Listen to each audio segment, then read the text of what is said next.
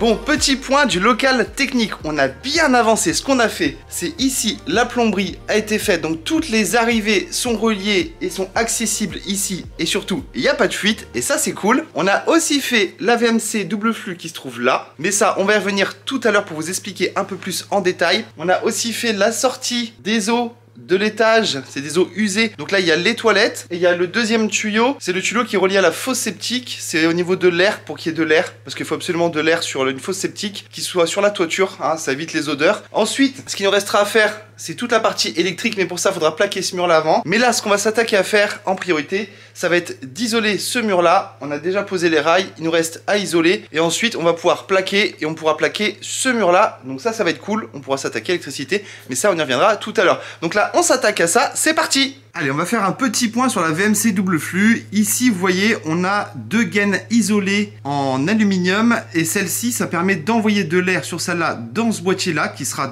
distribué dans toutes les pièces de la maison. La deuxième qui se trouve ici, elle sert à aspirer l'air qui se trouve dans la maison. On va envoyer de l'air dans toutes les chambres et les pièces de vie, et on va aspirer de l'air avec ce boîtier dans toutes les salles de bain, toilettes et cuisine de la maison. Les gaines vertes qui se trouvent ici, elles vont dans toutes les pièces. Par exemple, on en a là qui vont directement là-haut, salle de bain, chambre et dressing, et aussi le toit cathédrale. Celle qui est là, hop, elle suit, elle va dans le salon. Et celle qui se trouve ici et ici, c'est salle de bain et chambre de l'extension. Il nous restera aussi la cuisine à repiquer ici, ainsi qu'une autre qui va aller vers le poêle pour que ça souffle de l'air sur le poêle, parce qu'il en faut toujours un petit peu. Mais la cuisine, pour l'instant, on n'a pas trop avancé, comme vous pouvez le voir.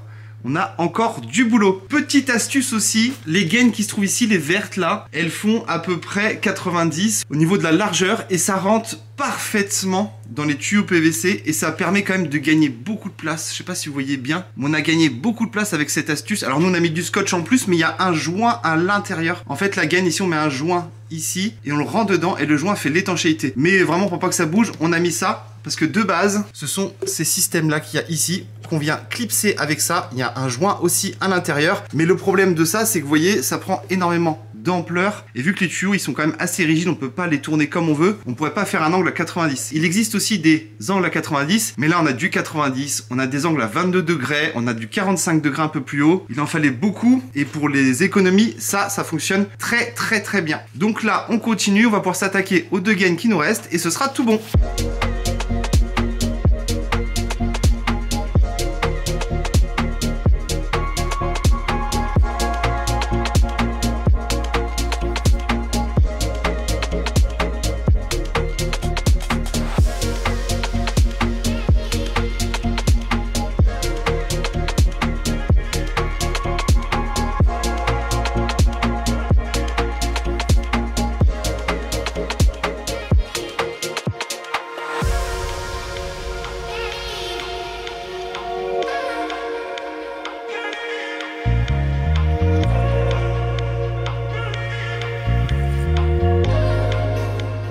Bon là on a bien avancé sur la partie locale technique, le fond a été isolé, le pare-vapeur et les rails posés, prêts à plaquer. On a fait pareil sur ce côté là où il y aura le compteur qui se trouvera là, la VMC double flux qui est toujours là. Donc là ça a été aussi isolé, le pare-vapeur a été posé et c'est raillé, c'est prêt à plaquer. Donc ça c'est cool, on vous a passé l'étape en vidéo parce que vous l'avez déjà vu plusieurs fois sur notre chaîne. Donc au moins là on passe directement à l'étape du placo. On va venir faire celui-ci d'abord et ensuite ce mur là. Donc là on s'attaque à ça, c'est parti.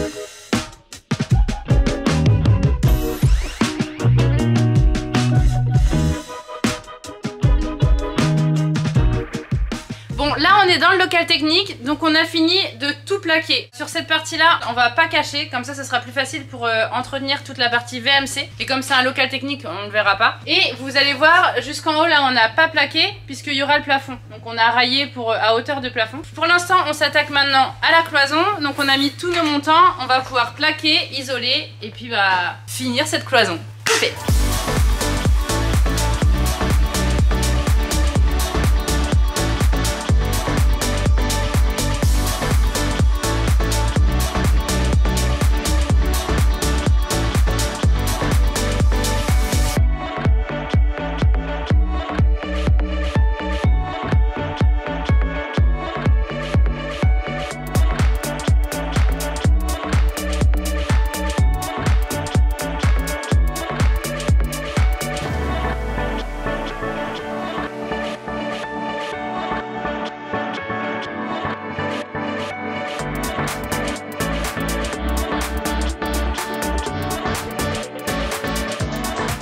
Toute la partie à l'intérieur du local est plaquée, on va pouvoir passer à l'isolation sur l'extérieur et ensuite on pourra plaquer et ça sera une bonne chose de faite. On s'attaque à ça maintenant.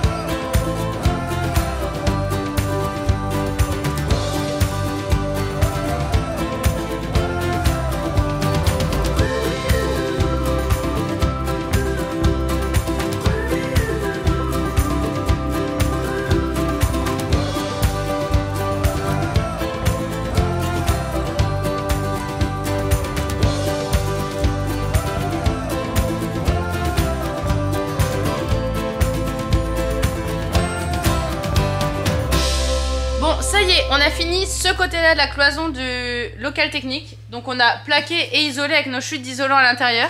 Il nous reste ce côté-là. En fait, il y a juste à plaquer là. Et comme on est à côté du poêle, on va mettre des plaques aux flammes. Donc on va en mettre ici et ici. Vous allez voir, c'est des plaques roses, donc c'est assez facile à reconnaître.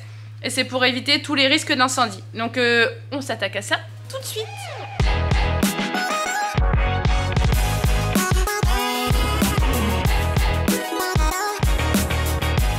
Bon, on va s'attaquer à buriner ce pilier là. Donc là il est tout beau, en fait on l'avait fait au début des travaux mais avec un mélange préfet, puisqu'au début on s'était pas dit qu'on allait faire notre mélange nous-mêmes. On avait fait, je sais pas si vous vous souvenez, 2 murs comme ça, et en fait on s'était rendu compte que comme le mur ne respirait pas, les murs étaient carrément humides à l'intérieur. Donc de l'autre côté là, on avait bien fait notre mélange chaussable, du coup ça fait en plus 2 couleurs un peu différentes. Donc là on va enlever tous les joints et refaire avec le bon mélange qui respire, et en plus c'est un mélange bien moins coûteux. Bon là ça nous aura coûté cher puisqu'il faut recasser, mais ça c'est des petites erreurs de débutants dans les débuts des travaux. Donc là on s'attaque à ça, on burine tout le pilier jusqu'en haut, hop, et ensuite ce sera les joints.